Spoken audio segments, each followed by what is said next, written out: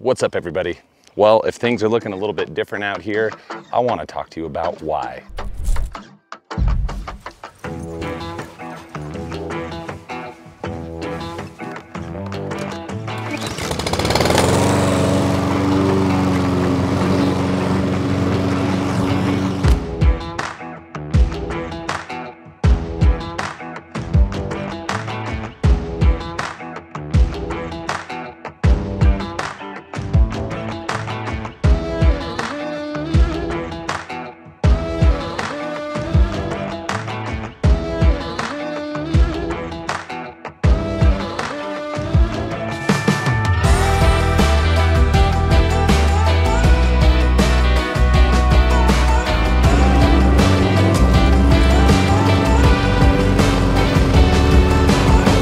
I went ahead and ditched all of my battery equipment. I am now only mowing with my $100 mower that I bought in the beginning of last year that I just did a quick little rebuild of the carb and stuff on. I'm even side discharging. I'm not even recycling my clippings.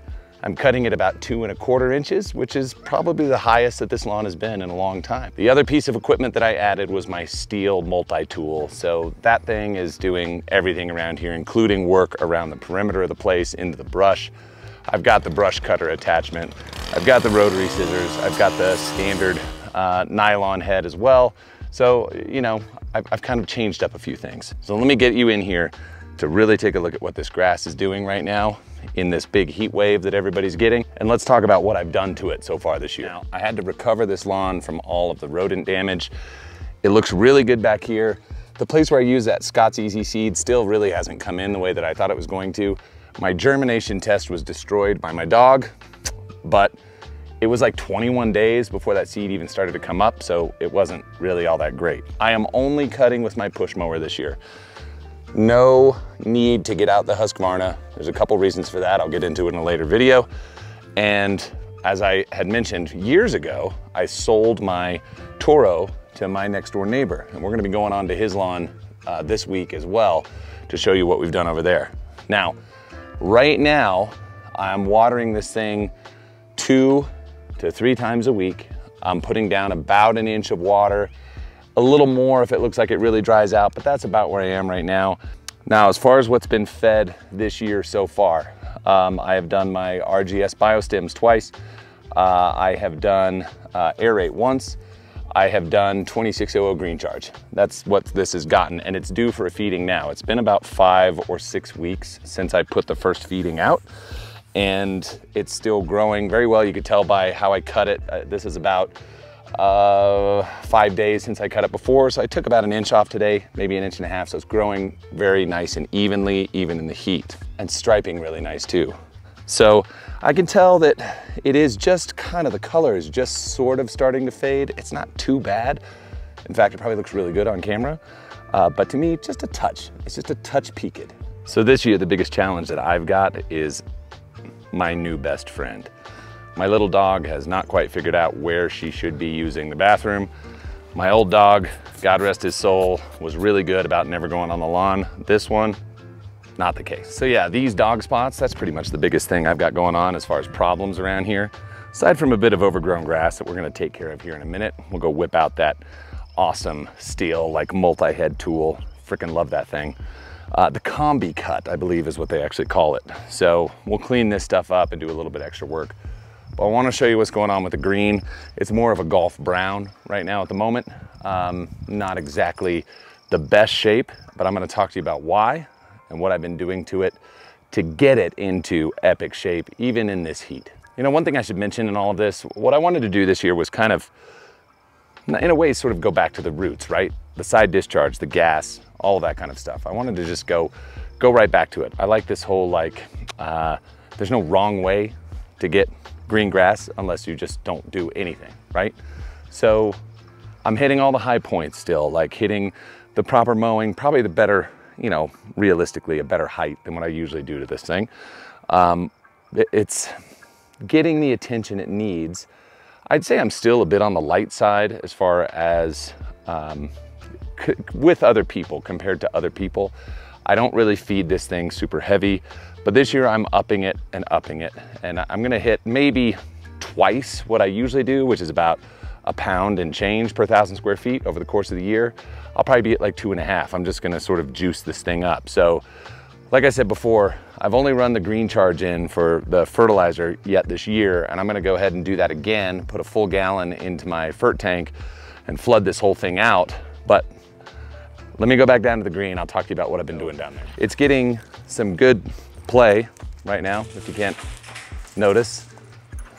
Not from golf balls, but from these boneheads instead. Early in the season, I had a lot of snow mold, and I decided to feed it out in a pretty big way, just to kind of get aggressive with my feedings out here.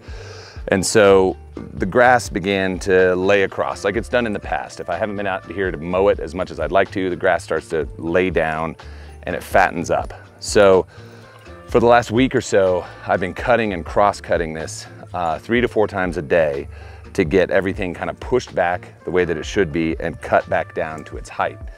Now, like right here, this spot is back down to the 1/10 of an inch height. The rest of this is, it's slightly above a quarter.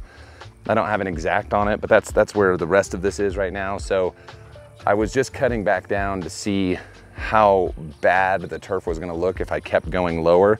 So for now, I'm just gonna keep sort of churning it up like I've been doing, cutting it down, cutting it down, cutting it down. And in the meantime, what's happened with that is some of these high spots that I've had in the past, I've kind of cut back down into the sand a little bit and started to even them out, even the little hillside. So all of this is due for a sand top dressing as well, which would help kind of balance things out. And I'll likely be doing that here in the next 2 weeks or so. So that'll be something to look forward to. But out here, the way that I fed this was with my granular 16-2-3 right out of the gate. That's what came out here to hit all of this stuff.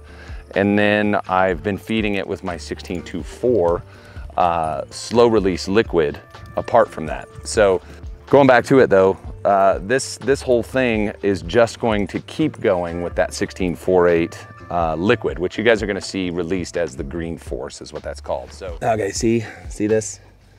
How it's kind of all floated that direction, kind of going like this. I'm cutting this out right now and getting it to stand back up. Let's see, it's pretty long at the moment. The reset seems to be helping. The grass growing down underneath is nice and dark, but you know, it isn't great right now. And it really looked good before I started doing this. It was just a little bit too long. It was too shaggy. So let me show you this little short spot over here so you can kind of get the idea. I burned that with aerate. This is back down to regular height, but you can see I'm like into these crowns. So it's gonna take a little bit for this to reset.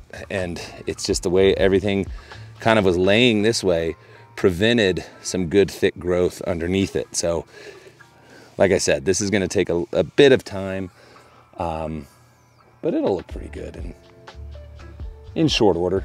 Just sometimes you gotta suffer through a little bit. This was one of the big reasons that I got away from using my battery stuff, is getting super aggressive and getting down into stuff like this. My little Toro 60 volt just was not cutting it. And you know, like I said in the past, I think that if you have standard yard, you know, not a whole lot of extra stuff that you really need to do, I think the battery stuff works really well. But if you've got more ground to cover, need a little bit more torque, a little more HP, a little more ooh. This is gonna be the ticket for you right here. So let's knock all this stuff down, including those kind of thick old sagebrushes right there. We'll kick that down as well. See how this guy goes on this. I've only used this one time down below when I was testing it out. So this will be fun.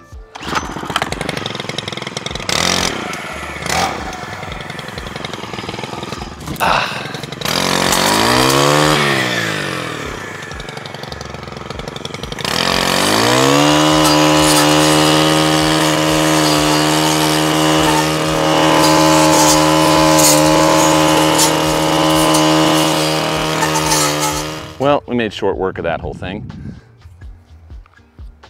My camera shut off partway through that. Not really sure why, probably overheated. It's pretty hot out here today and it's still early in the morning. But anyway, just ground through that whole thing with the brush cutter attachment, which is awesome. There's the rotary scissors right there, and I'm using that for most things around here, kind of going around and trimming. I need to get through here and work on my beds a little bit more. That's just something I haven't had time to do. But I'm starting to surround myself with orange. I've got this Husqvarna old crappy mower that I'm using. It's fantastic. I've got my steel combi cut over there that's working over here. And I've got a lawn that's kind of treated in an old school, kind of feel like when I was a kid, like running the snapper on my St. Augustine grass in Texas, and just that side discharge going all over the place. That's kind of what I'm doing here this year. Is it gonna be bad for me? Probably not. Am I gonna do it forever? Also, probably not. Am I having fun doing it? Absolutely. But I'll tell you what, I'm back to gas, and I ain't going back to electric. I'll see you guys later.